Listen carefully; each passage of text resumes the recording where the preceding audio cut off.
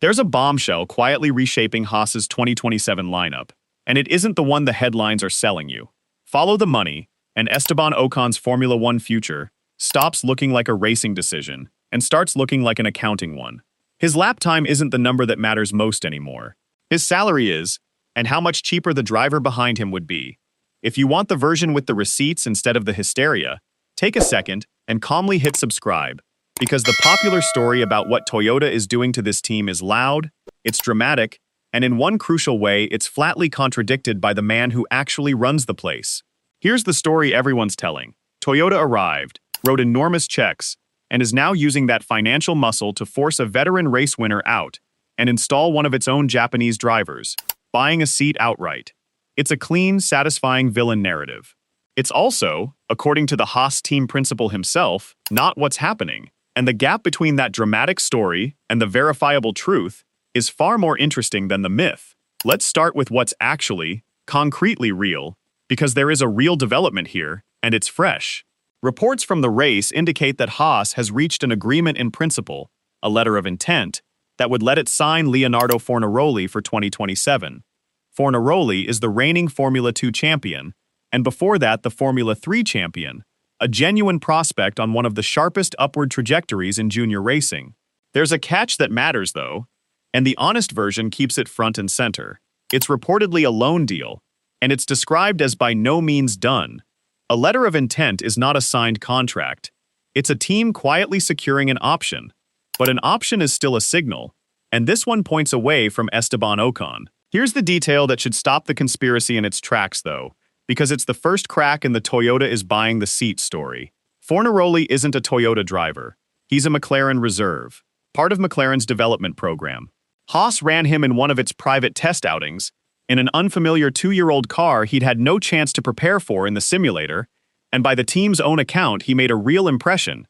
Quick almost immediately, sharp and professional with his engineering feedback, strong even on the low-fuel qualifying-style runs.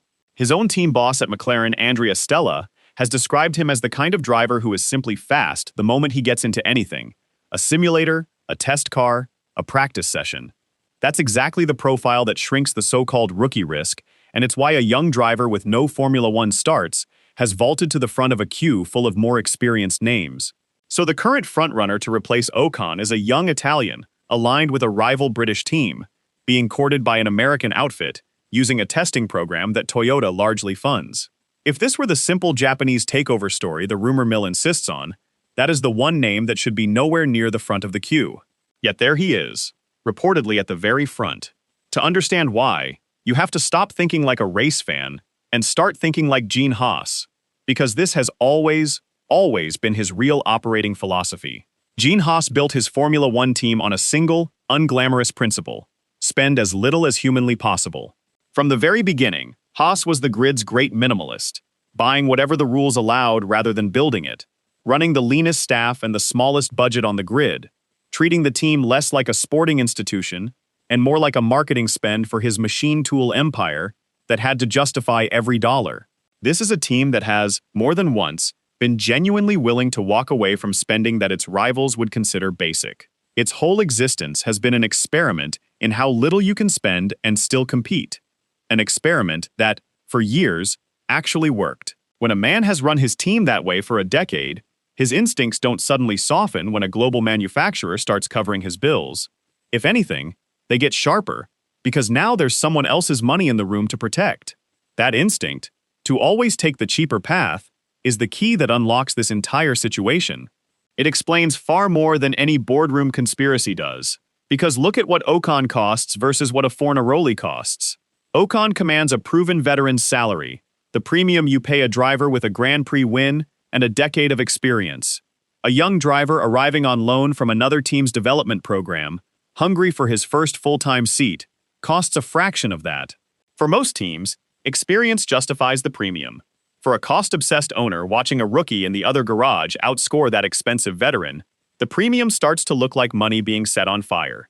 And here's a piece of Formula One's financial machinery that sharpens the blade.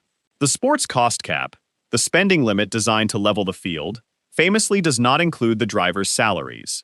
That money comes straight out of the team's own pocket, over and above the capped budget. So every dollar saved on a driver's wage is a real dollar that Gene Haas keeps, or redirects into the parts of the operation that actually make the car faster. For a giant like Ferrari, a veteran's salary is a rounding error.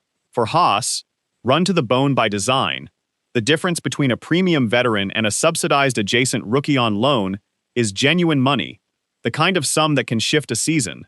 In that context, the cheaper driver isn't just an option, it's a temptation baked into the entire structure of how this team was built. That rookie comparison is the engine driving all of it. Because here's the part the corporate conspiracy version conveniently skips. Ocon isn't losing this seat to a shadowy boardroom mandate. He's losing it, first and foremost, to his own teammate. Through the season so far, Oliver Behrman, a driver in only his second full campaign, has beaten Ocon in qualifying, beaten him in races, and buried him in the championship, 18 points to 3. That is the single most damaging fact in Ocon's entire situation, and it has nothing to do with Toyota. 6 times the points, in the same car. When your rookie teammate does that to you, you don't need a corporate plot to explain why the team is shopping for your replacement. The timing screens are doing that work all on their own. Which brings us to the claim at the very heart of the dramatic version. The idea that Toyota is simply buying this seat, subsidizing a driver's salary to force him in, regardless of merit. And this is where the whole narrative collides head-on with the public record. Because the Haas team principal, Ayao Komatsu, addressed this exact accusation directly, on the record, and shut it down completely. His words were unambiguous. Performance, he said, is the most important thing above all else. Anyone who gets into that car must be the best choice in terms of performance. And then he went further and dismantled the Toyota buys the seat theory at its root, invoking the Toyota chairman by name. Even if Akio Toyoda wanted a Japanese driver from his own academy, Komatsu said, it would be a joke to put that driver in the car if he wasn't good enough, because then people would say Toyota was just buying a seat with money, and that, in Komatsu's blunt words, is not what Akio-san does. Sit with that, because it's the opposite of what the rumor insists. The man who actually makes this call is saying, publicly, that the seat is not for sale, that performance decides it, and that buying a drive would embarrass the very manufacturer supposedly orchestrating the purchase.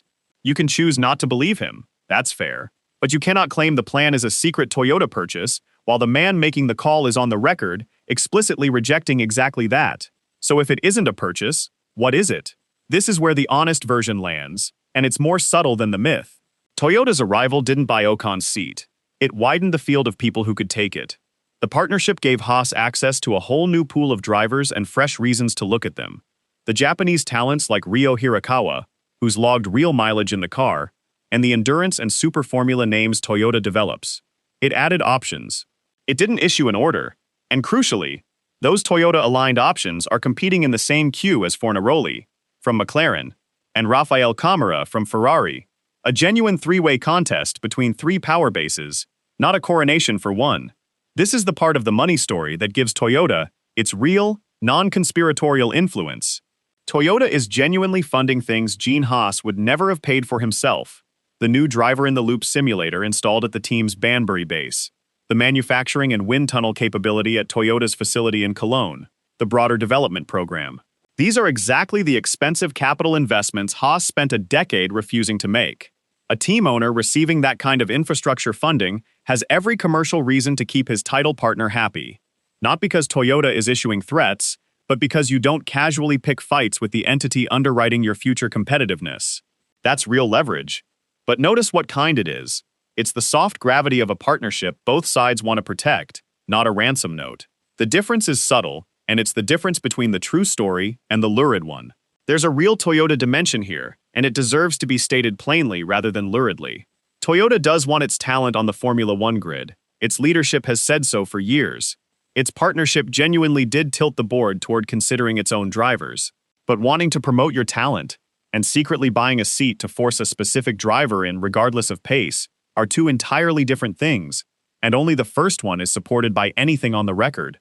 The rest is interpretation, dressed up as revelation.